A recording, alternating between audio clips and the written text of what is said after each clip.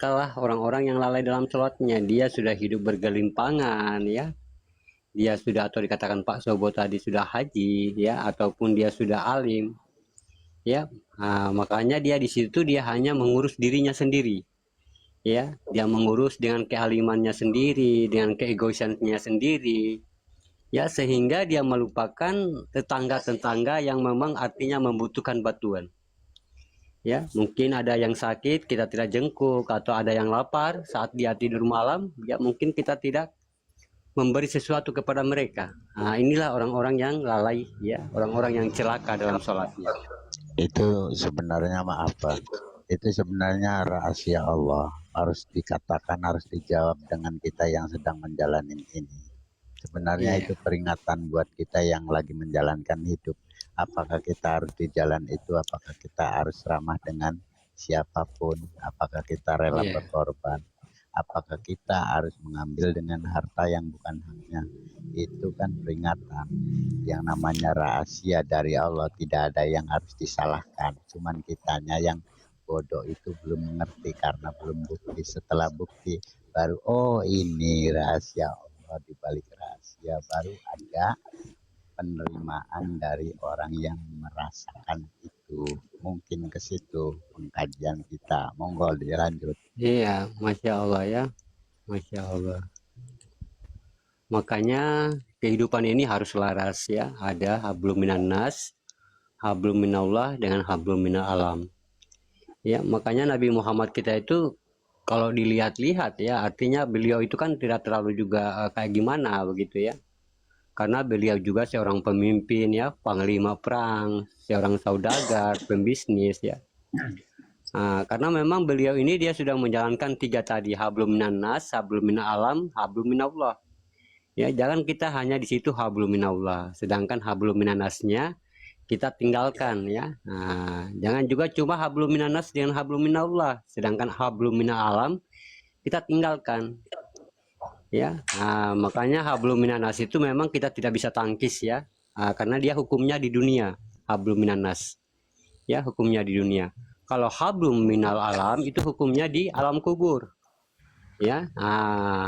Kalau hablum minallah itu hukumannya di akhirat ya. Kalau hablum minannas itu hukumannya di dunia. Makanya di Al-Quran sudah mengatakan ya, barang siapa yang berbuat sesuatu dari, artinya keluar dari tangannya sendiri ya, entah itu perbuatan baik ataupun buruk ya, walaupun itu sebesar biji zarah tetap akan dibalas di dunia ini. Itu hablum minan nas ya. Makanya tidak bisa ditangkis karma itu, tetap dia berlaku.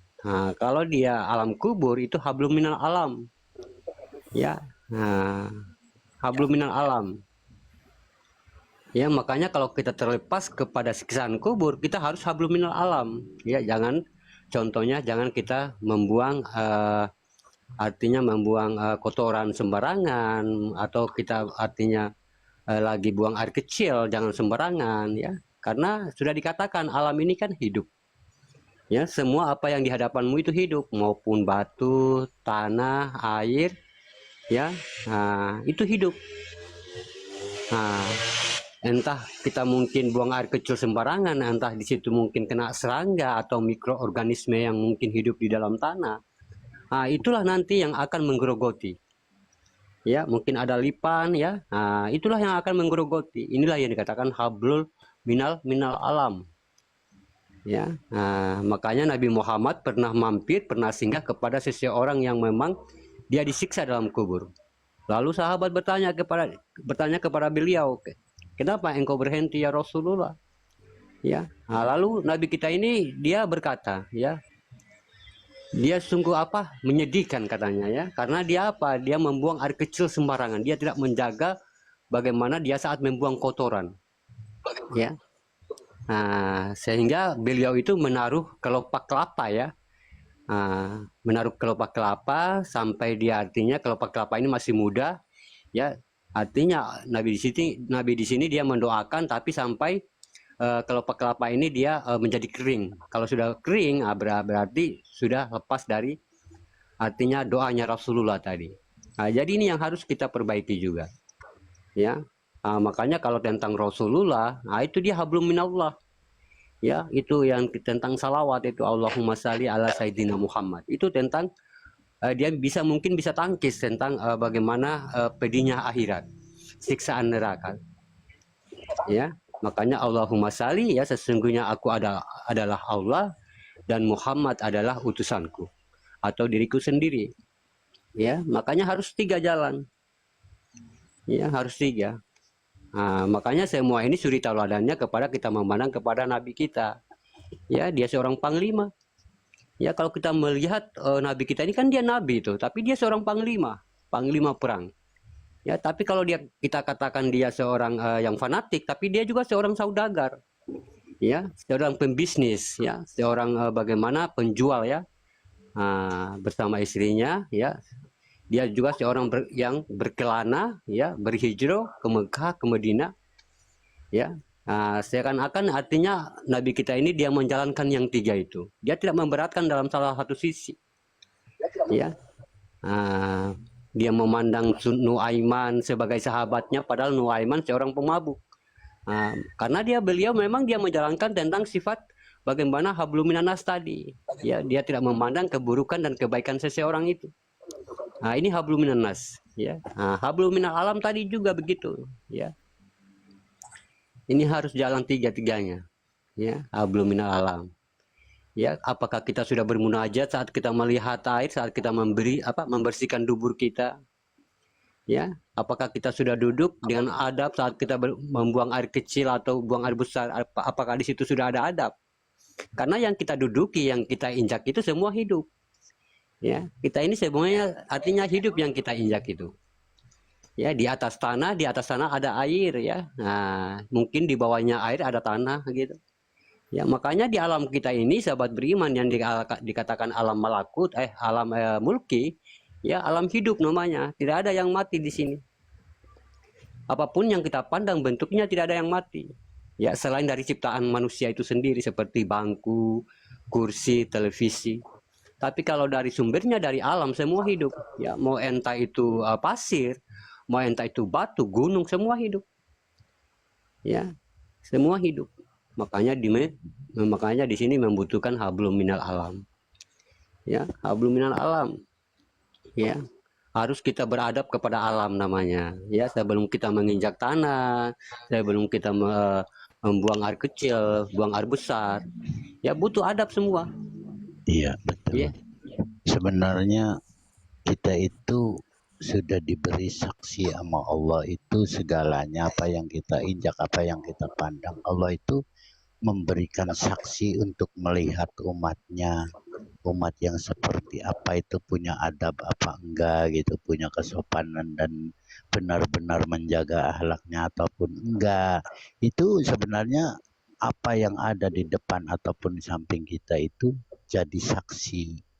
Maka benarkah kita hidup ini penuh saksi bisu di dalam ataupun di luar, di samping, kiri, kanan, depan, belakang, atas, dan bawah? Maka manusia hidup ini sedang apa? Nanti mau kemana? Kalau kita hidupnya selalu mengejar materi duniawi, juga melupakan apa yang menciptakan kita, selalu meratapi, selalu bersedih karena ekonomi, itu bukan level. Yang sesungguhnya Allah itu sebenarnya memberi sama kita itu segalanya, yang penting dia harus mendekat. Kalau kita jauh pasti dijauhi.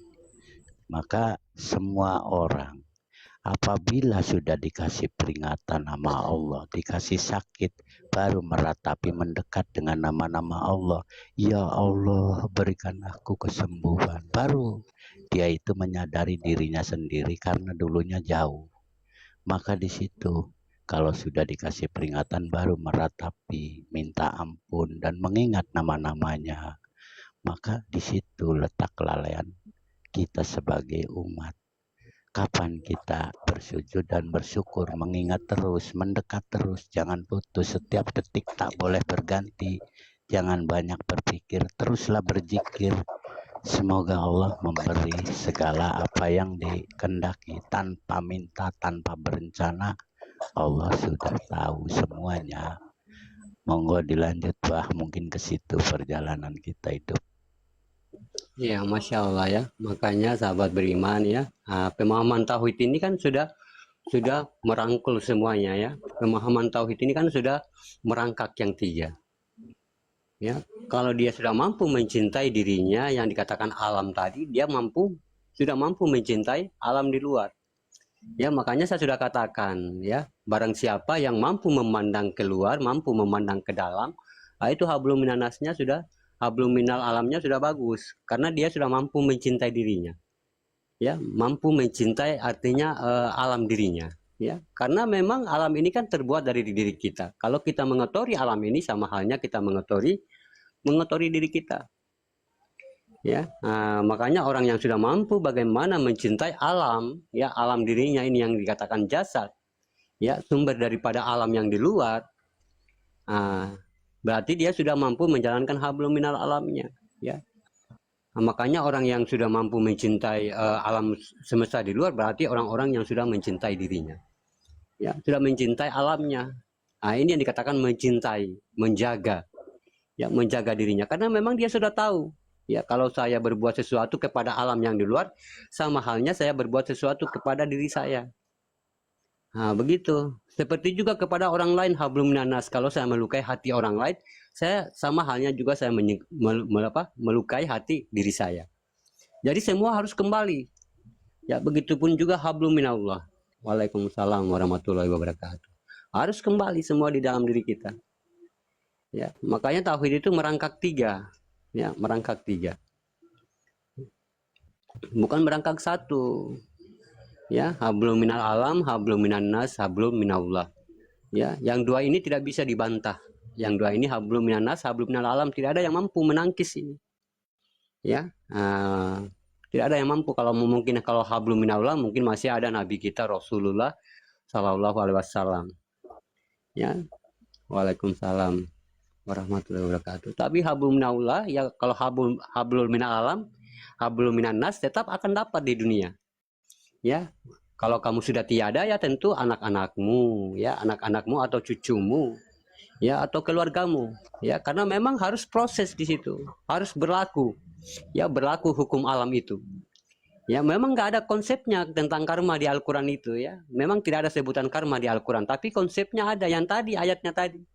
Ya sesungguhnya perbuatan manusia itu kalau keluar dari tangannya sendiri, ya buruk ataupun baik walaupun sebesar biji zarah tetap akan dibalas. Ya, makanya Nabi kita itu memang dia sudah menggambarkan sesuatu hakikat yang artinya yang orang-orang bisa memandang dengan secara hakikat. Ya, dia melewati artinya dia melewati kubur ya. Itu semuanya dia seakan-akan di situ ada tersimpan sebuah hakikat. Ya. Makanya kadang-kadang kita kebanyakan gagalnya di hablum minal alam. Ya, sudah tinggi derajat kita tapi hablum minal alamnya tidak ada gitu ya. Ya, belum mampu mencintai diri kita. Ya, alam di luar ini kan diri kita ini, ya. Apapun yang kamu lihat, semua di dalam diri kita. Ya. Makanya dia terkumpulnya di alam malakut ya, segala kehidupan itu semua terkumpul di dalam diri kita. Makanya kita ini adalah sumber daripada kehidupan itu. Kita inilah induknya, ya atau dikatakan hidup yang menjadikan kehidupan itu yang di luar. Ya, bukan berarti kita itu dari bumi ya atau dari mana, tidak. Ya, kita inilah yang mengartikan artinya yang mengadakan adanya tanah, air, api dan angin. Kita inilah. Ya. Ya. Kalau bukan engkau Muhammad tak akan kuciptakan langit dan bumi. Ya. Sumbernya dari mana? Kalau tanah berarti dari kulit kita. Ya, air dari mana? Ya sifat ibadah bagi diri kita. Ya, api mana? Sifat nar bagi diri kita. Ya, angin mana? Ya sifat sifat sifat nar, sifat nur, ya sifat ibadah. Ya, kalau angin ya urat bagi kita. Ya. Jadi tulang tulang, daging, urat, dan kulit. Ya, empat ini yang menjadikan ada air, angin, api, tanah. Ya, air, angin, api, tanah itu adalah satu kodat namanya, satu kodat. Kodat artinya kodat itu memang satu kejadian yang memang keluar dari diri kita. Ya, nah makanya kalau kita sudah mampu memandang di luar dan kita sudah mampu memandang ke dalam, itu orang-orang yang sudah mampu mencintai dirinya. Ya, makanya semua adalah tentang perbuatan rohani. Ya, perbuatan rohani. Kalau kita memang artinya kita menjalankan kerohanian, berarti harus butuh adab-adab kerohanian. Ya, berarti kalau kita memang percaya alam ini hidup, berarti ada yang menghidupkan di situ. Ya, berarti ini berbicara tentang rohani. Ya, jangan mentang-mentang tidak ada yang lihat orang, mungkin kita buang air kecil atau buang air besar, ya, atau meludah sembarangan, ya, atau kita berguling sembarangan. Ya, memang tidak ada yang melihat, tapi mereka itu hidup yang akan menjadi penyaksi bagi dirimu nanti. Ya, ya, oh kamu ini, lihat aja kamu nanti, katanya tanah. Ya, saya hempit kamu. Ya, saya remukan tubuh kamu. Ya, karena apa? Karena kita mungkin ya menginjak tanpa adab, membuang kotoran tanpa adab, ya. Apalagi kita membuang air besar di kali itu, di sungai. Itu yang sangat memang artinya itu luar biasa ya dosanya. Ya, sangat luar biasa dosanya tuh. Ya, membuang, mengotori dengan najis kita di sungai. Nanti di situ ada ikan yang memakan najis kita, nanti ikannya dimakan manusia. Mengalir terus itu dosa-dosa kita. Ya, mengalir terus dosa kita. Ya. Kalau ikan yang makan mungkin puluhan ikan atau ratusan ikan kayak gimana tuh? Nanti orang-orang makan, gitu. Makan sekeluarga, itu kan haram tuh namanya. Ya, haram. Artinya najis gitu ya. Begitu sahabat beriman. Makanya dengan kita biar artinya menjadi seorang hamba yang memang diakui oleh Allah, ya tadi harus merangkak yang tiga tadi. Ya.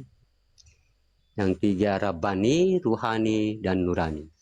Ya, Nurani sebagai alam, Rabbani sebagai bagaimana penguasa diri kita, dan Ruhani itu sebagai zat bagi diri kita atau yang menghidupkan diri kita itu.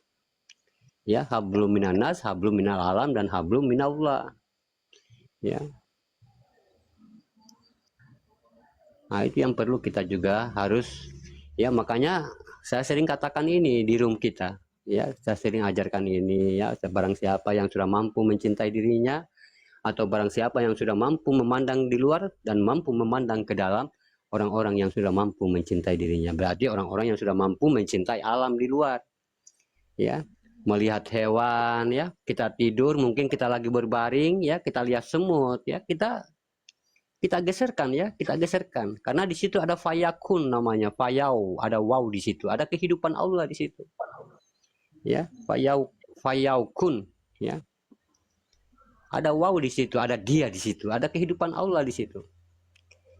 Ya, begitupun juga pada serangga-serangga, apalagi kita seorang petani atau kayak gimana, itu semua butuh adab. Ya, semua butuh adab. Ya. Jangan kamu mentang-mentang manusia lalu kamu tidak beradab. Nanti hewan itu mengatakan, lah, saya kan terbuat dari dirimu, saya kan keluar dari dirimu, ya. Bagaimana kamu tidak bisa menghargai saya? Bagaimana tuh, ya? Ya, makanya kalau saat kita keluar, kita menginjak tanah, ya sekurang-kurangnya kita beradab, permisi, ya. Permisi, karena mereka itu hidup. Ya. Ya, assalamualaikum, ya, assalamualaikum ya Adamu, waalaikumsalam. Kita jawab sendiri, waalaikumsalam warahmatullahi wabarakatuh. Jalan kita. Ya, jadi butuh adab. Ya, tidak bisa seenaknya di dunia ini. Ini adalah perjalanan Allah. Ya, perjalanan Allah semata, perjalanan hasanah semata. Makanya kalau orang yang mampu memperjalankan yang tiga ini, perjalanan hasanah namanya. Ya, hasanah. Perjalanan yang mampu menutupi wakina azabannar, azabnya api neraka. Ya. Jangan kita itu sudah berilmu tinggi atau kayak gimana, yang menjatuhkan kita adalah hablum minal alam kalau memang kosong hablum minal alam kita. Ya. Makanya kebanyakan manusia itu ya tidak mampu membawa jasadnya, tidak mampu mengutuhkan jasadnya di alam kubur. Karena apa? Kebanyakan kekurangan manusia itu hablum minal alamnya. Ya, adab-adabnya kepada alam. Ya, dia tidak mampu mengutuhkan jasadnya di liang kubur, tidak mampu. Ya, dia tidak mampu menjaga jasadnya di liang kubur sampai utuh, nggak mampu. Karena hablum minal alamnya tidak ada. Ya, tidak ada.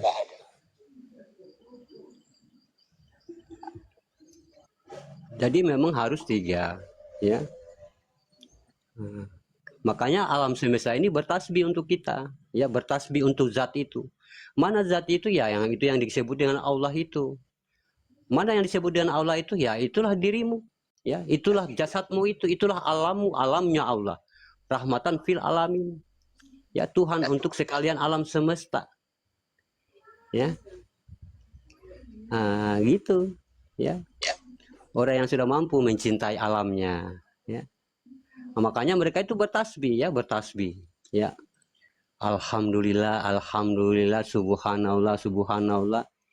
Nah, dia bertasbih kepada Tuhan, tapi diberikan perantara kepada kita, ya, kepada alam kita yang dikatakan yang bernama Zat. Zat itu adalah Allah, namanya Tuhan, ya. Nah, makanya kalau kita bercerita tentang Tuhan dengan Allah yang bernama, artinya Tuhan dengan namanya, ya Allah itu yang sifat kehambaan bagi diri Tuhan itu, ya. Allah itulah yang sifat kehambaan bagi dirinya, karena itulah sifat, ya, sifat Allah. Ya, dia bersifat kepada zat sehingga zat ini dia bergerak. Ya, sedangkan zat ini yang memiliki nama Allah tadi. Ya, yang mana yang zat itu? Ruhani, Rabbani, Nurani. Ya.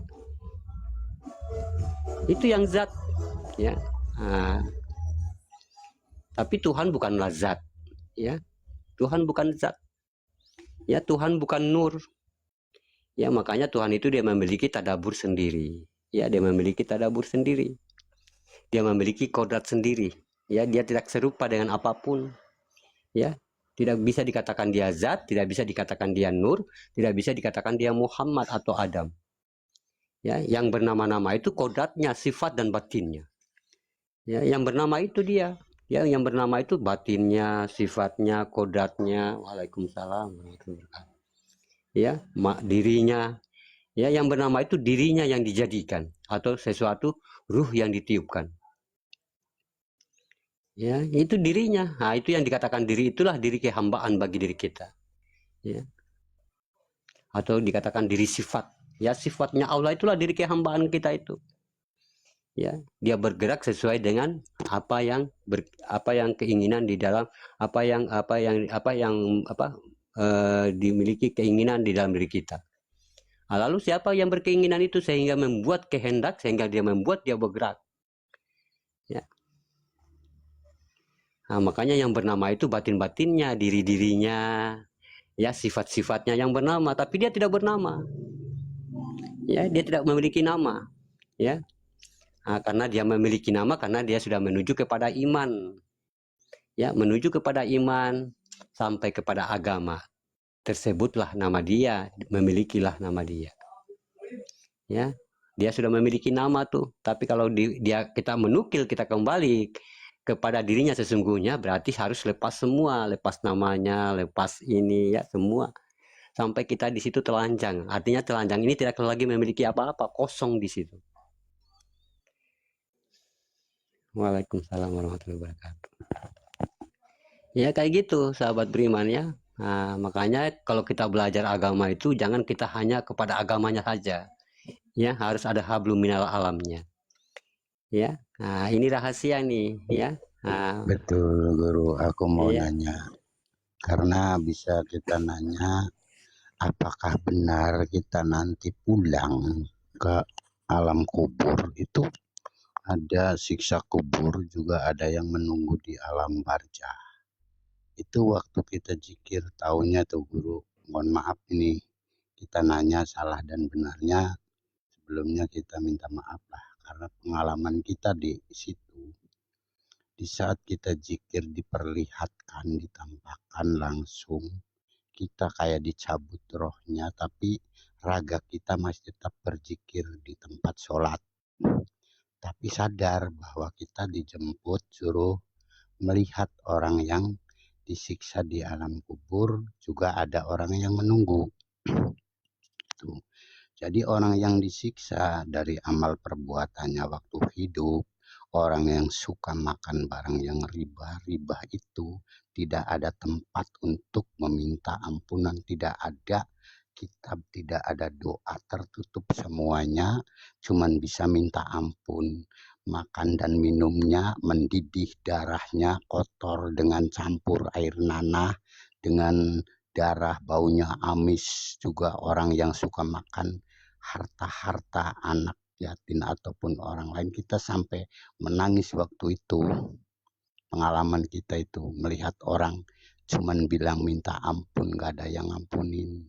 Apalagi orang yang makan hartanya anaknya, suka makan hartanya anak, dimanfaatin oleh orang tuanya. Di situ tidak ada ampun lagi. Orang yang makan harta haknya orang fakir ataupun anak yatim, di situ orang sudah tidak ada tempat untuk memohon ampunan. Dia cuma ngomong, menjerit, minta ampun doang, gak ada yang ngirokan. Tapi bagi orang yang hidupnya di dunia itu menjalankan dan melakukan, menyisikan hartanya sedikit pun ikhlas, ridho, lillahi ta'ala, juga di waktu hidup merasakan, mengingat nama-nama Allah, menjalankan apa surat-surat apa yang dibaca, dia itu nunggu di alam barzah.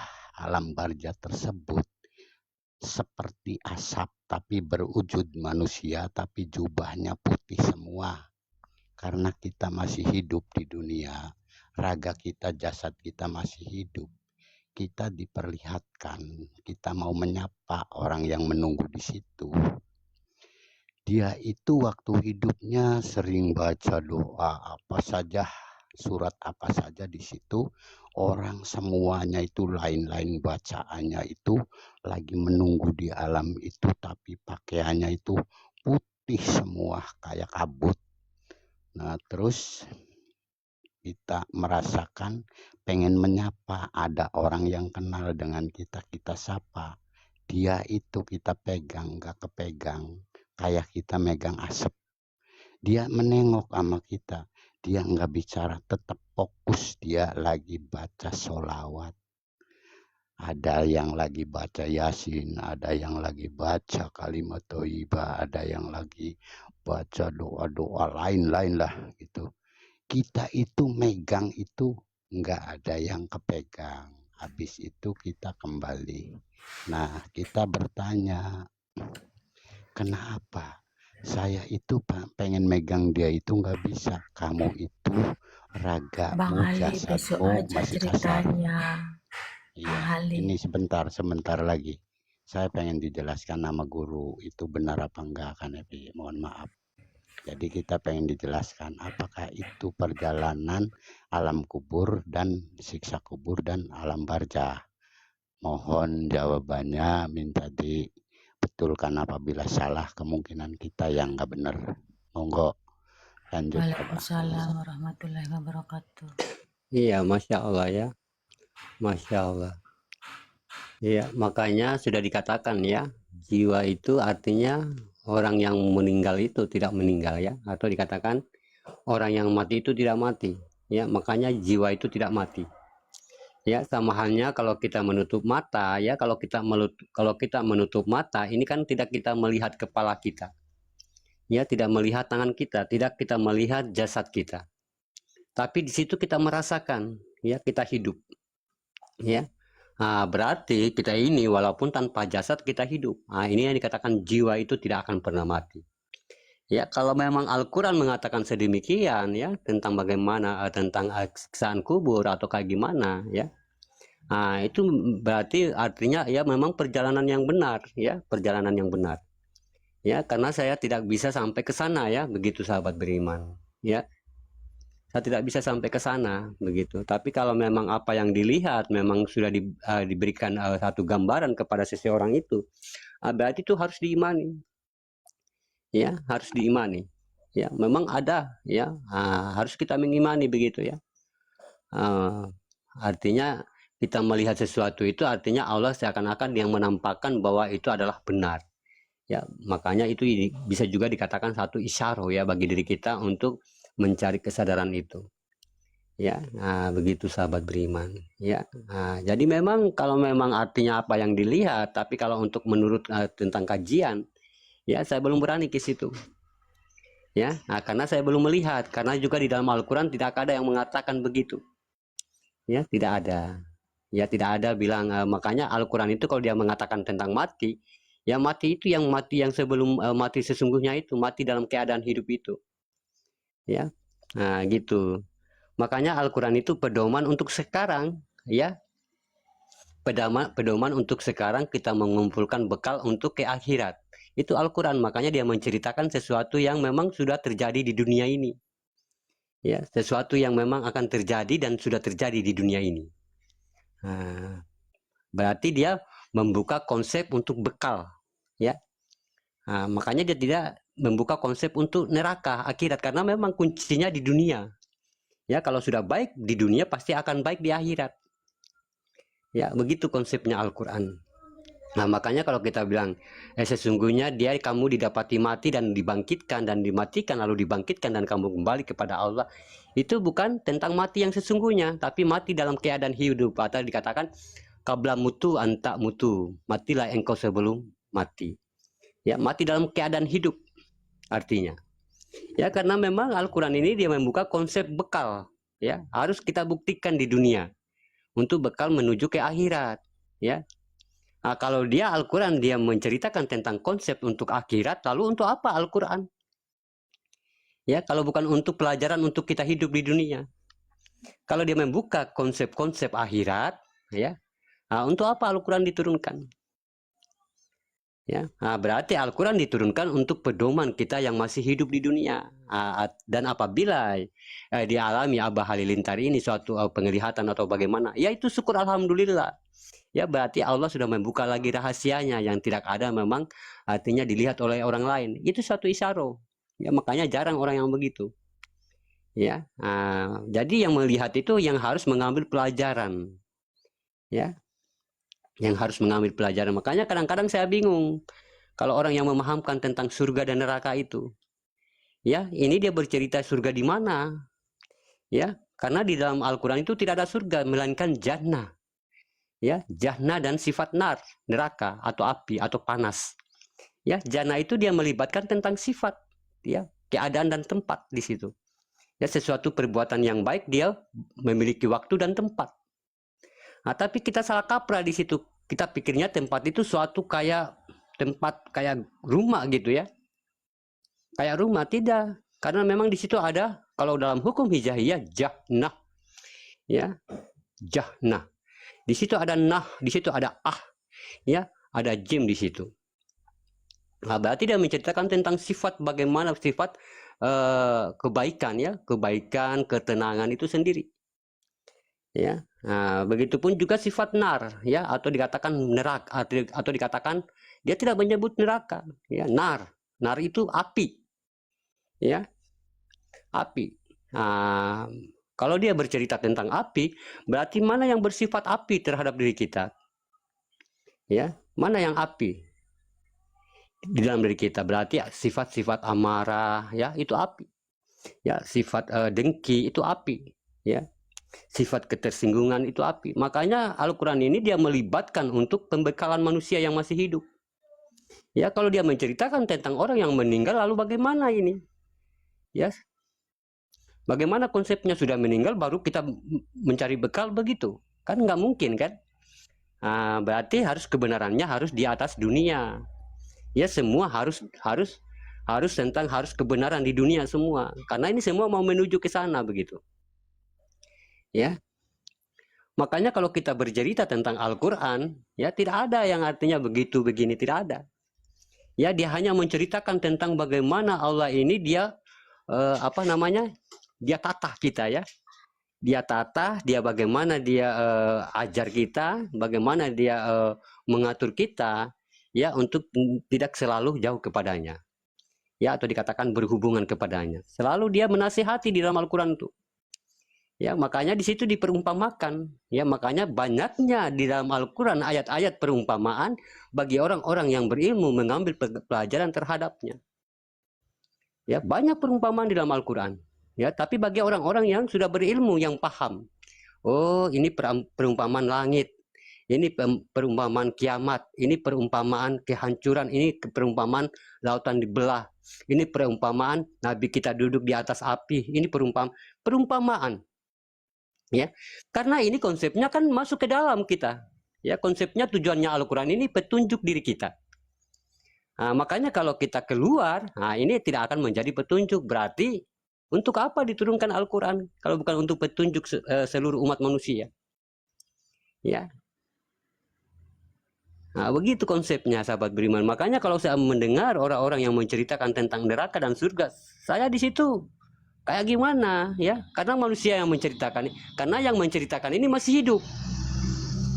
Ya, apakah mungkin dia pernah apakah mungkin orang ini yang menceritakan neraka dan surga, apakah dia pernah mungkin ke sana? Atau pernah dia ke sana? Ya, padahal Nabi Muhammad di Sidratul Muntaha hanya diberikan gambaran oleh Allah. Ya, saking tidak bisa disebutnya karena surga itu belum dijannah, ya, belum dijamah namanya, belum ada yang belum ada yang huni. Ya, sehingga diberikan satu gambaran yang memang tidak bisa dikatakan. Ya. Lalu Allah mengatakan, ya, jannah itu seperti bagaimana? Ya, dia warnanya hijau pekat, ya, dan di situ ada sungai yang mengalir, pepohonan yang tumbuh dengan subur dan memiliki buah-buah yang manis. Nah, kalau kita berpikir secara logika, artinya berpikir secara diri, secara akal, artinya secara diri yang sehat, berarti itulah dunia, ya, itulah dunia yang nyata, ya, itulah dia menceritakan tentang dunia.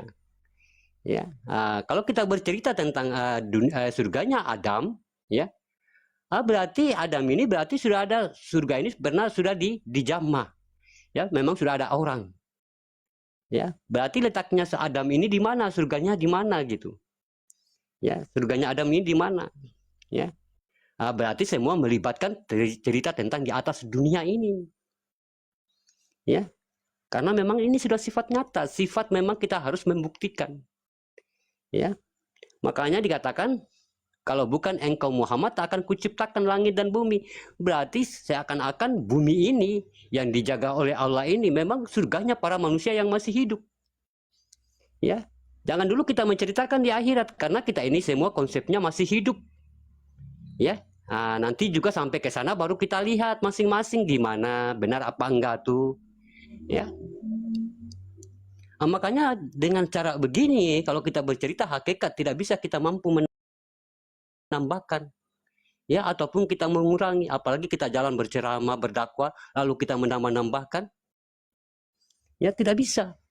Ya, karena ini kita sudah melibatkan tentang keyakinan seseorang. Makanya kenapa kita kebanyakan yakin hanya kepada omongan orang lain. Ya, kenapa tidak percaya kepada Al-Qur'an? Ya, orang katanya, orang bilang begitu, ya. Makanya kita terdoktrin, ya. Terdoktrin dengan apa? Dengan iming-iming surga, ya. Sehingga Allah dijadikan nomor 2. Ya. Nomor satunya apa? Surga. Ya. Nah, makanya dikatakan hasanah. Hasanah itu sudah perjalanan surga di dunia. Ya, hasanah. Ha itu adalah zat, hasa yang sin itu adalah kodrat atau manusia, nah itu aku. Ya, perjalanan ketenangan Allah. Ya, ketenangan itu yang tidak mampu dibeli dengan rupiah. Ya, yang tidak mampu dibeli dengan cek yang miliaran. Ya. Nah, makanya banyak manusia yang mendapatkan sebuah harta atau belum tentu mendapatkan ketenangan. Ya, makanya kalau orang tua-tua kita dulu, wali-wali dulu, inilah surganya Muhammad. Ya, makanya nikmatilah, nikmati. Orang yang menikmati pasti akan mati. Makanya nikmatilah.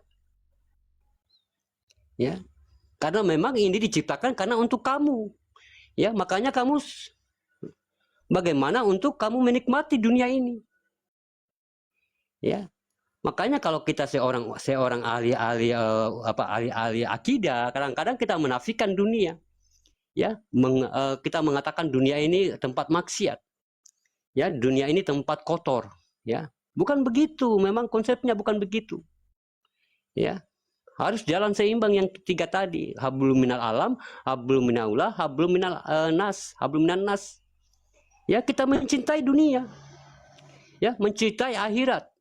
Mencintai manusia, mencintai Allah. Ya, mencintai dunia. Ya, tentunya kita mencintai di dunia dengan perjalanan hasanah tadi. Memperjalankan Tuhan di dalam diri kita. Ya. Nah, itu baru yang dikatakan sinkron tiga-tiganya. Ya, jangan mentang-mentang kita ahli akidah atau kayak gimana, lalu kita menafi-nafikan dunia. Makanya saya pemahamkan kemarin tentang bagaimana dunia. Ya, dunia itu bukan bahasa Indonesia. Ya, dunia itu bahasa hakikat, bahasanya Allah. Ya, dunia. Ya. Perjalanan di situ. Ya, perjalanan kodratnya semata yang disebut dengan keinsanan. Ya, keinsanan Allah, kebesaran Allah. Kita inilah kebesaran Allah. Allah sengaja memperjalankan kita di dunia sebagai bukti akbarunya, sebagai bukti kebesaran bahwa Dia itu adalah Tuhan. Ya, makanya tidak bisa. Ya, kalau kamu mau ingin tidak makan enak ya nggak usah bekerja. Ya, kalau kamu tidak ingin punya mobil ya nggak usah kerja gitu. Ya, kalau kamu ingin tidak melihat yang bagus-bagus ya nggak usah keluar-keluar dari rumah. Makanya neraka, surga kamu sudah dapatkan di dunia ini. Ya, kalau sudah nyata surganya di dunia, tentu akan nyata surganya di akhirat. Nah, itulah buktinya di sini. Ya, kalau sudah nyata nerakanya di dunia, pasti nyata dia di akhirat nanti neraka turunnya. Nah, makanya di dunia ini sifat membuktikan namanya. Ya, sifat membuktikan perilaku kita. Ya, kalau kita memang diperjalankan Tuhan, ya buktikan kamu memang bertuhan. Ya. Nah, kalau kamu memang diperjalankan Tuhan, alif lenyap dalam huruf ba, bismillahirrahmanirrahim, menuju milah, diperantarakan sama ruh mani dan rahim masa ibu. Buktikan kalau kamu bertuhan. Nah, pembuktian bertuhan itulah yang dikatakan perjalanan hasanah. Makanya orang yang dekat dengan Tuhan sama dengan merasakan surga di dunia. Sudah mendapatkan ketenangan, kemana-mana nggak ada masalah. Ya, nggak ada urusan sama orang lain. Ya, tenang, senantiasa tenang. Tidak ada yang ketuk-ketuk pintunya. Ya, assalamualaikum, kenapa? Ya, aduh. Ya, tadi ini ada masalah, tadi dia ngejek, aduh. Ya. Makanya yang mendatangkan semua itu membuat dirimu seperti neraka di dunia ini, ya dirimu itu. Karena kamu tidak mampu memperjalankan dirimu dalam perjalanan hasanah tadi. Ya, tidak mampu melibatkan Allah tadi, tidak mampu melibatkan Tuhan di dalam dirimu. Ya. Nah, makanya berniaga libatkan Tuhan sebagai bendahara, bekerja keras atau membanting tulang atau sebagaimana mungkin kerja buruh harus melibatkan Allah sebagai mandornya, senantiasa dia mengawasi. Ya, akan tenang di situ. Ya, dan dia sudah bersifatnya Allah. Ya, kalau dia tidak lagi mengganggu orang lain, kalau dia tidak lagi mencampuri urusan lain orang lain, pasti dia tidak akan dicampuri. Pasti dia tidak akan menimbulkan masalah. Dan dia juga tidak akan menerima satu masalah. Ya. Waalaikumsalam warahmatullahi wabarakatuh. Yang timbulnya masalah itu ya kelakuan kita tadi. Mencari-cari masalah sama orang. Ya. Nah, tiba-tiba ditelepon. Nanti saya ke rumah kamu ngomong begini ya. Nah, itu. Ya, coba kita diam. Ya. Berbicara. Kalau berguna ya berbicara. Kalau nggak berguna ya nggak usah berbicara gitu. Ya.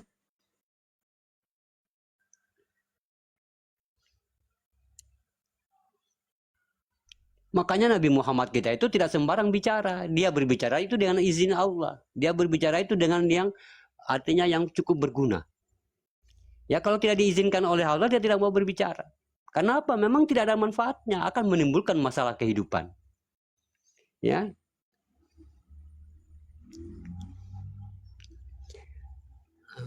Ya, makanya bukan berarti artinya ya harus sama semua dengan saya ya. Tidak begitu ya. Terserah kita dari kita masing-masing ya. Karena selama saya mengkaji Al-Quran itu ya memang begitu ya. Ini semua petunjuk dalam diri manusia ya.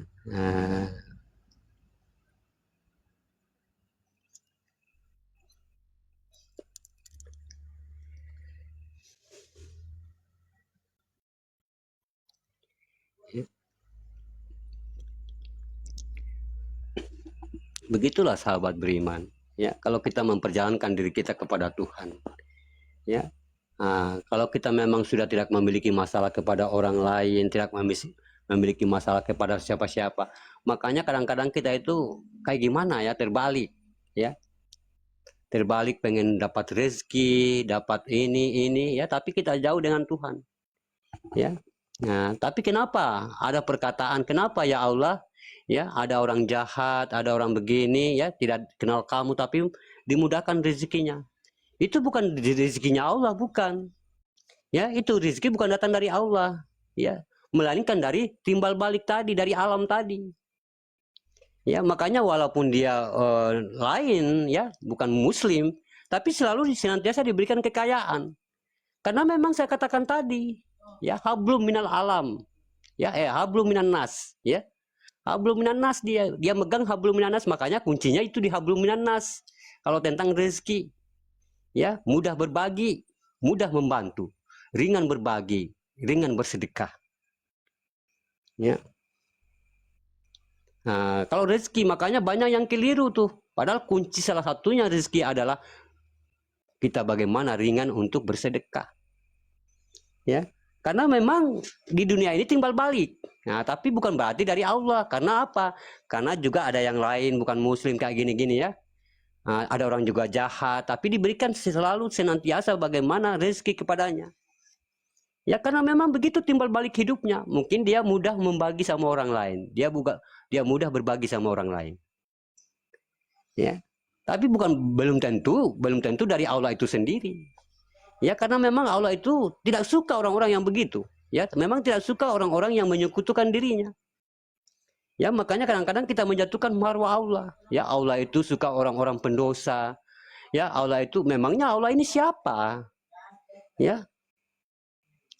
Ya, Allah itu suka orang-orang yang berbuat maksiat. Ya. Kalau yang dikatakan Allah itu suka orang-orang yang bertobat, itu memang cocok, tapi Allah itu paling dekat dengan orang-orang pendosa. Lah, berarti dia bukan maha suci dong. Ya, waalaikumsalam warahmatullahi wabarakatuh. Kan begitu konsepnya. Ya. Makanya timbulnya bicara itu, timbulnya perkataan begini. Makanya sholat itu tanpa mau pendosa mau bagaimana tetap sholat. Kenapa? Mereka sudah yakin kepada orang-orang katanya tadi. Ya, yang mana yang dikatakan orang tadi, Allah paling suka orang-orang pendosa. Ya, sehingga orang pendosa ini berani mendekati masjid. Yang masih ada sifat kemanusiaan, berani menghadap Allah. Padahal Allah itu maha suci. Kalau dia ada yang menyekutukannya, dia bersekutu tuh. Ya. Jangankan sahabat beriman ya, ilmu ya, kodratnya pun dari dirinya sendiri dia akan bersekutu kalau masih ada merasa diri di situ. Ya, Allah itu maha teliti. Ya. Segala kerahasiaan dirinya dipegang oleh dirinya. Ya. Allah itu bukan saudara kita. Ya, bukan sesuatu apapun atau mungkin keluarga atau saudara atau kayak gimana, bukan ya. Tidak bisa. Makanya terjadinya begitu, benturan begitu karena kita sudah meyakini orang katanya dan katanya. Ya, sehingga orang katanya kita menjadikan sandaran hidup kita. Sandaran hidup kita tergantung. Ya, tergantung-gantung, ternaung-naung. Angin di sana kita ikut di sana, angin di sana, pokoknya angin ke barat ikut ke barat karena kita percaya dengan orang katanya. Ya.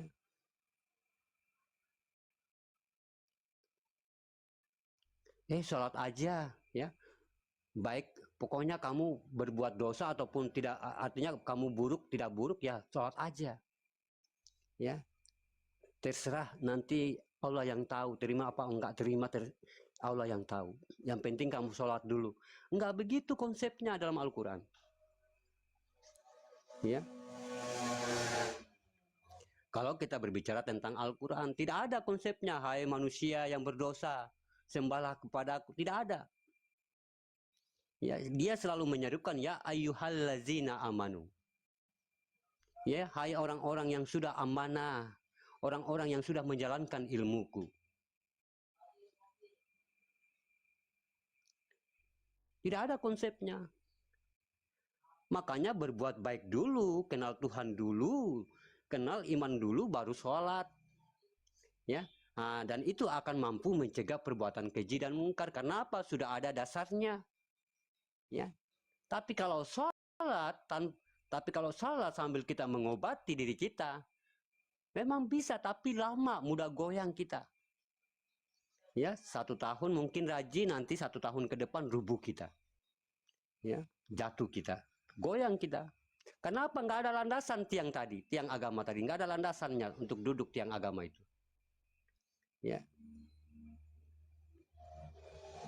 nggak ada landasan.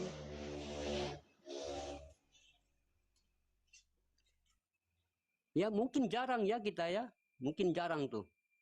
Ya mungkin dari satu keberkahannya Allah. Ya, atau memang ya nasib-nasibnya dia. Kalau dia sholat, besok dia berubah, ya sampai dia meninggal begitu terus. Itu memang nasib dia bagus. Ya, tapi kalau kita lagi kotor, pembuat maksiat, lalu kita sholat, ya kalau memang artinya ya ini yang begini, ya mungkin ya 5 tahun, 10 tahun, 20 tahun atau selanjutnya, gitu. Karena memang tidak ada dasar dia.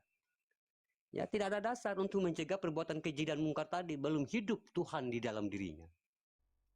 Ya, pulang sholat ya palingan bicarain orang. Ya, ngerumpi sama orang, kikirnya luar biasa. Ya, dengki sama orang, iri sama orang.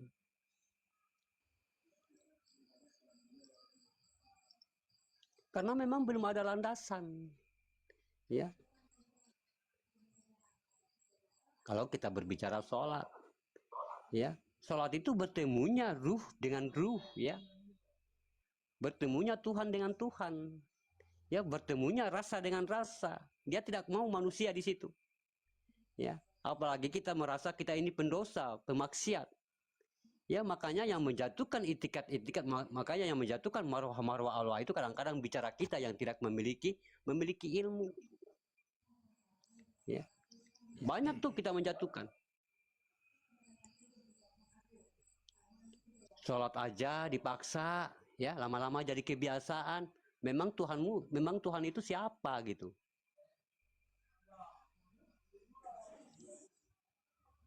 Ada nggak ayatnya disuruh kita itu bagaimana? Ya, disuruh kita itu paksain sholat. Ada nggak ayatnya di Al-Quran? Makanya inilah yang menjatuhkan itikat sholat itu. Dijadikan sebagai perintah.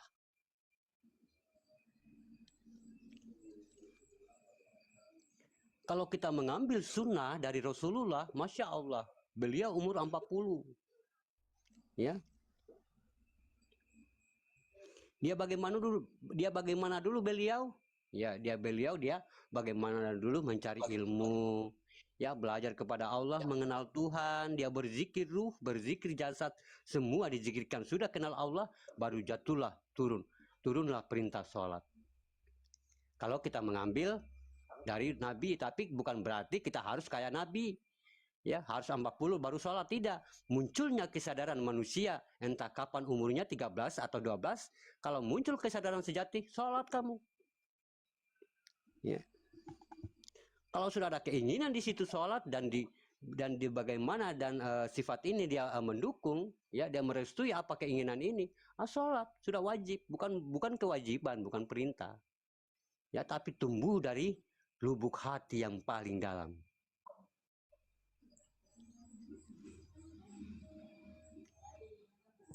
Makanya sifat roh, ya, ya mungkin begitu Abah Sobo. Silakan Abah Sobo.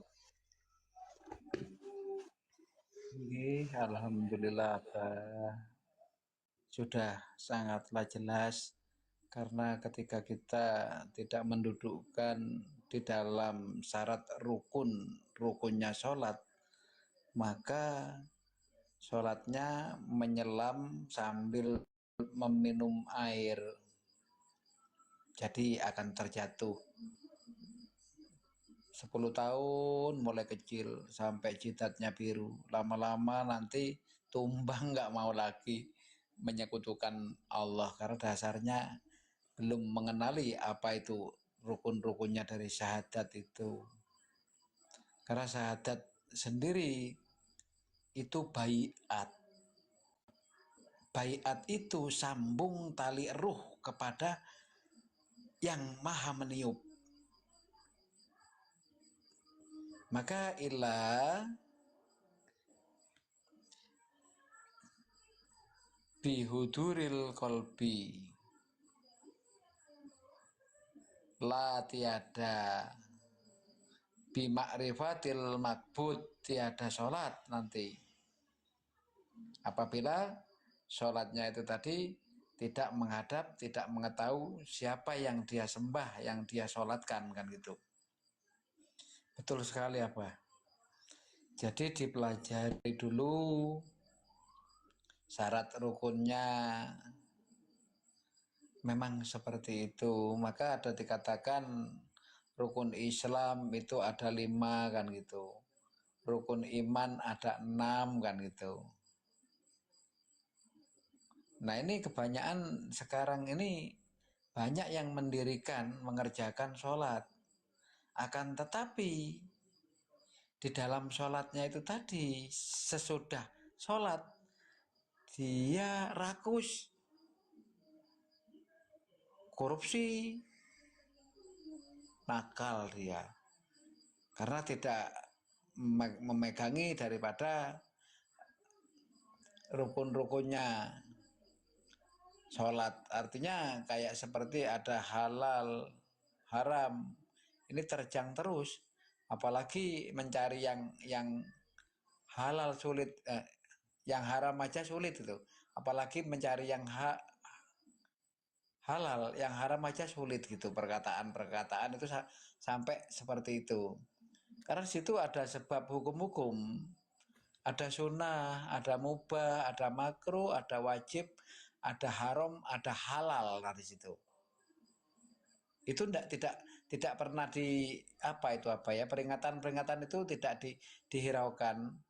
Maka ketika kita bertanya kepada orang yang ahli fikih, rukun-rukunnya sholat itu kepada orang yang ahli fikih, baru naik ke tasawuf. Artinya tasawuf itu tadi mengantar kepada satu tempat dalam artian untuk menuju ketuhanan, yaitu tadi bertauhid. Nah di situ maka dikatakan ada tauhidul asma, nama-namanya, mengenali sifat-sifatnya, kan gitu. Nah kalau kita bertajali, berduduk di dalam ranah hakikat, di situ mengatakan makrifatul af'al. Kalau duduk di situ, yang berbuat, yang mengerjakan, yang wajib itu hanyalah Allah. Selain Allah tiada yang berdaya, tiada berdaya. Nah, pertanyaannya di situ yang kita ambil, karena kita apabila sering merasakan ada nyanyian Tuhan, kayak seperti surga ada di tangan kananku. Ku itu tadi yang kita pegang. Neraka ada di tangan kiriku. Kan ku itu. Kunya itu Allah maksudnya. Jadi apabila kita mengharap surga, pahala neraka, maka kita akan meninggalkan Allahnya. Jadi yang kita pandang itu, yang kita pegang hanya Allah semata. Jadi aku nggak butuh surga dan neraka. Kasihkan kepada musuh-musuhmu itu, kata Rabi'atul Al-Adawiyah. Kalau dari melihat dari syair-syair itu apa gitu loh. Jadi semuanya itu kias. Artinya kias apabila Allah tidak menghendaki daripada kita yang sholat 1000 tahun itu tadi, itu kita akan celaka bagi Allah. Apabila Allah itu menghendaki, ini hakikat ini. Apabila Allah itu menghendaki orang yang sekalipun tidak pernah sholat, tidak pernah tahu sholat, akan tetapi Allah berkehendak di situ, itulah kekuasaan Allah yang menampakkan atas kekuasaan Allah. Nah di situ. Maka dikatakan an ahwalu, an itu kalimatnya itu bergerak atau berjalan ya. An ahwalu dari awal itu nggak ada apapun. An ahwalu warruhu qaimadduh. Warruhu itu perjalanan ya, karena ada wawunya itu tadi yang menjalankan hanya Allah semata-mata. Warruhu qaimadduh. Wa haqiqatu fal waliyu an nabiyyu. Nah ini. Jadi nabi ini intinya mencakup seluruh isinya alam semesta. Isinya nabi itu adalah Allahu ruhun Muhammad wa jasadun. Artinya Allah itu sendiri. Nah di situ. Mohon ampun Abang ya. Jadi mudah-mudahan kita ngaji ini bisa mengambil dari hikmah-hikmah apa yang sudah disarankan Abah itu. Mbak Sobo ini sering menangis loh Abah. Jadi indah gitu. Bisa termehek-mehek melihat tanda titik yang ada di 3 itu, ada pancaran yang terang, adanya Masya Allah. nun ya, titik baknya itu tadi yang bengkong itu kan dari lagu itu. Makanya kan kita itu selalu mengingat pesannya, mengingat dan merasakan adanya kekuasaan Allah itu tadi. Kalau kita di dalam sholat anta Buddha ka'anaka tarohu ilam tarohu kan gitu, ilamnya itu tadi. Nah jadi di situ kalimatnya apabila kita itu tidak mampu untuk memandang kan gitu ya, seolah-olah atau seakan-akan kita itu dipandang Allah. Jangan kita membayangkan atau menghayal Allah, tidak boleh.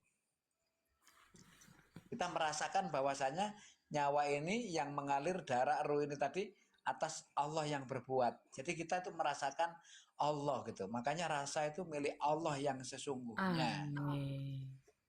Nah di situ. Silakan. Jadi kita nggak tahu. Mbah Sobo bisa. Maka di dalam perjalanan itu andai kata ada orang sampai 70 kali ibadah haji, tapi dia itu pelit. Dia itu pelit, tidak menghiraukan anak yatim piatu. Maka di mata Allah itu bohong belaka itu. Pekerjaan itu yang dikatakan itu pekerjaan, tapi tidak amanah. Karena di situ ada kalimat akimi sholati lidzikri. Jadi yang mendirikan sama yang mengerjakan gitu loh. Kalau kita mengerjakan, habis kita mengerjakan jidatnya ini sampai biru, orangnya pelit, malah dia itu ya minjamin uang orang aja nanti minjamnya 10.000 kembalinya 200.000. Ini memang harus memang dipelajari dengan teliti memang bener apa. Iya. Jadi nggak langsung kita sholat langsung nanti kalau dipaksakan, nah, karena Allah itu bukan mertua kita, bukan.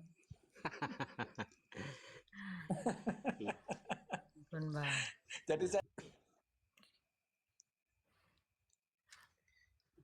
Kenapa kan ini? Masya Allah.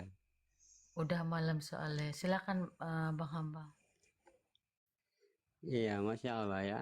Jadi semua ada tuntutan ya. Nah, jadi sudah dipahamkan semua ya, sudah dipahamkan semua tentang bagaimana hakikat sholat. Jadi kita harus sholat itu sambil belajar ya, sambil belajar begitu ya, apa yang memang dipahamkan ya.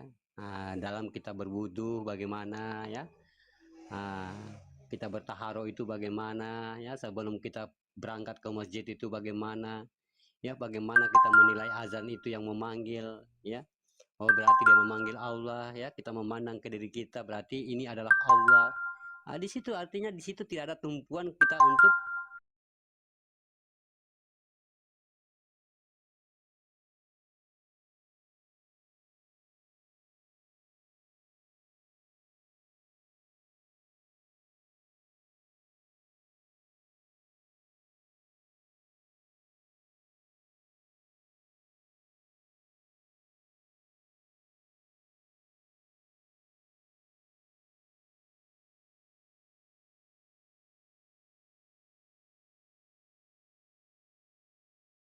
Ya, makanya tidak bisa kita sekali-kali bermain-main di atas hakikat Allah, apalagi kita menginjak sejadah tadi.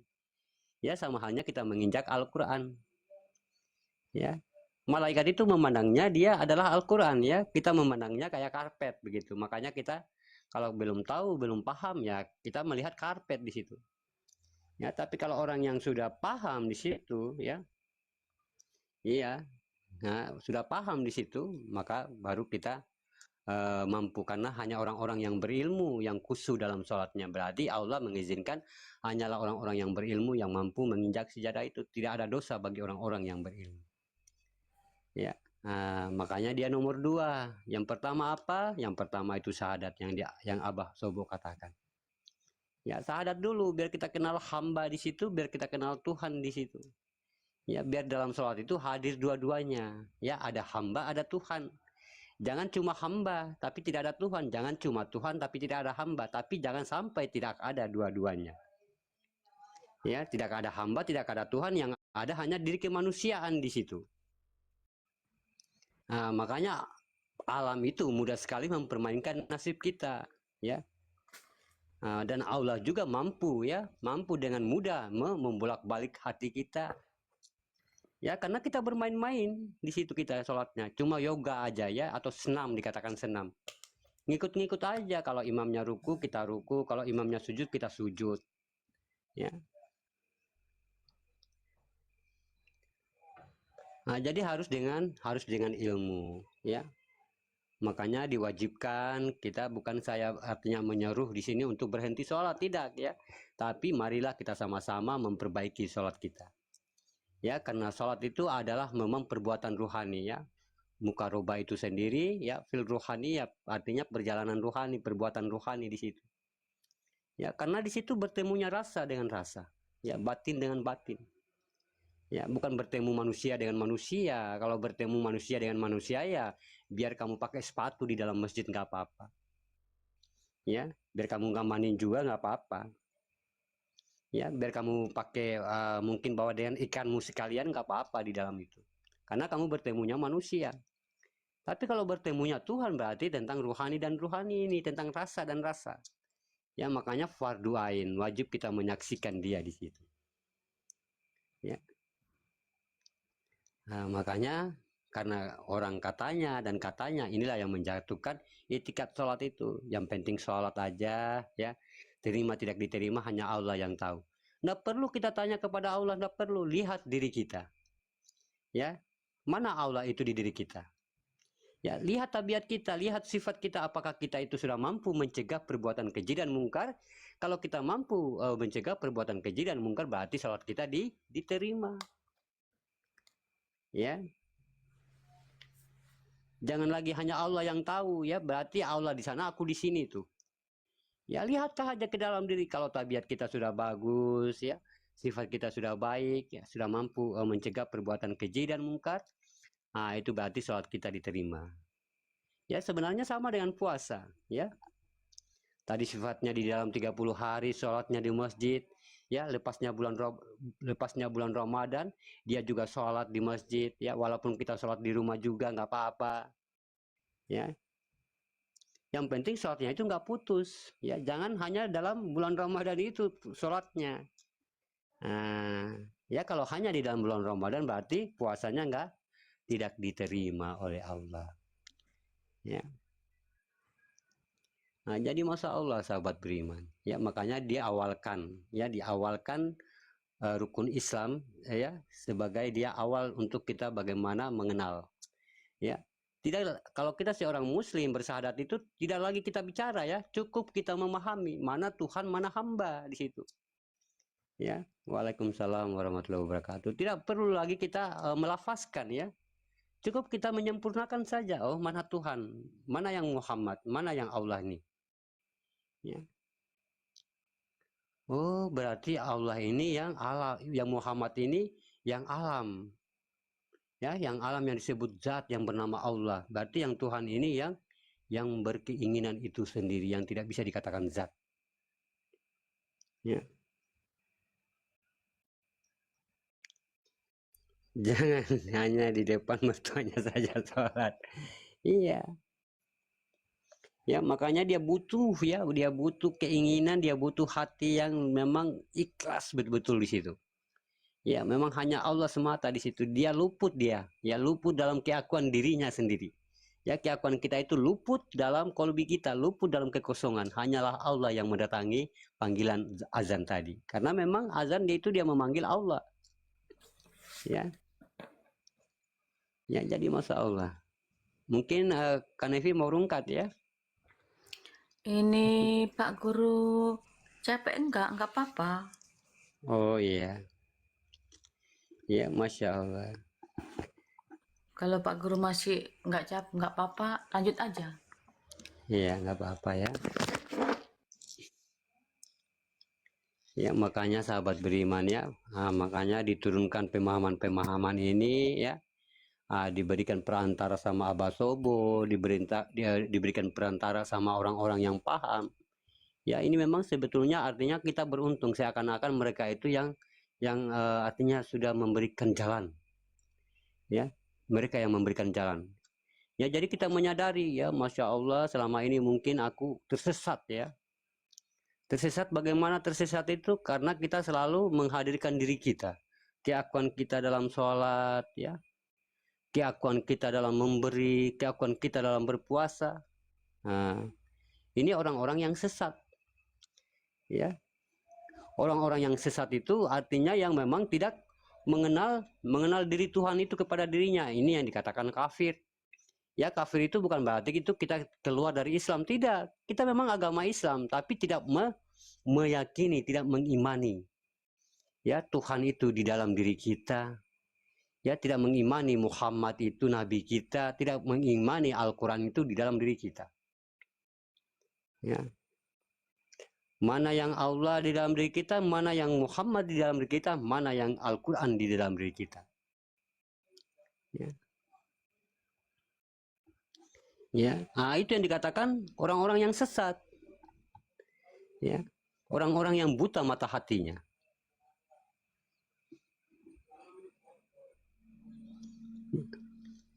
Ini yang harus kita perbaiki ya, senantiasa kita perbaiki. Jadi kita sholat sambil kita memperbaiki ya, sambil kita memperbaiki sholat kita ya. Kalau kita sudah mendapatkan kebenaran dalam sholat, Allah akan memudahkan segala kemudahan hidup kita, keberkahan ya, karena memang di situ kita sudah berdoa di dalam sholat ya.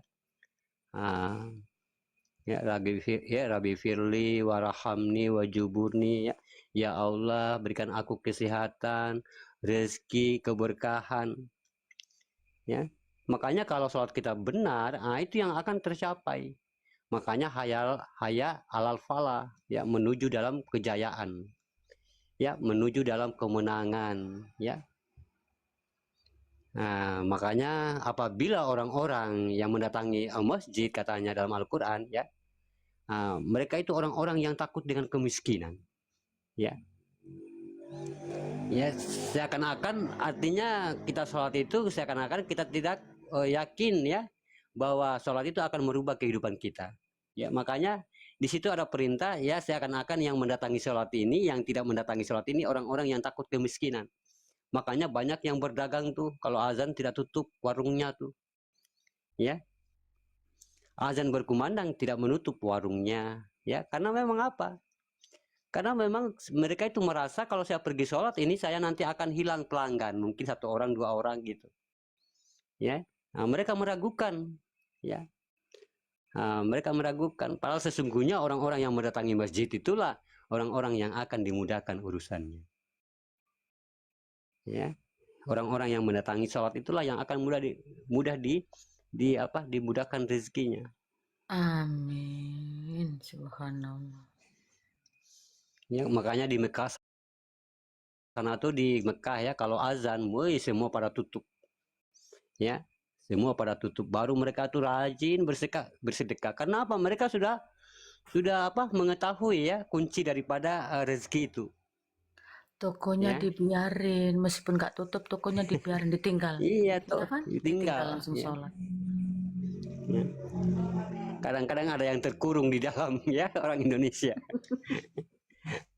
Ya. Allah, Allah, Allah, tutup tokonya. Ada yang belanja di dalam, tinggal di dalam tuh. Sampai orang selesai sholat baru dibuka. Ya, ya, Masya Allah sahabat beriman ya. Sungguh nikmat sekali sahabat beriman. Ya, jadi tidak ada lagi keraguan di situ. Mau meragukan rezeki, kesehatan, keberkahan, udah nggak ada. Semua diserahkan kepada Allah.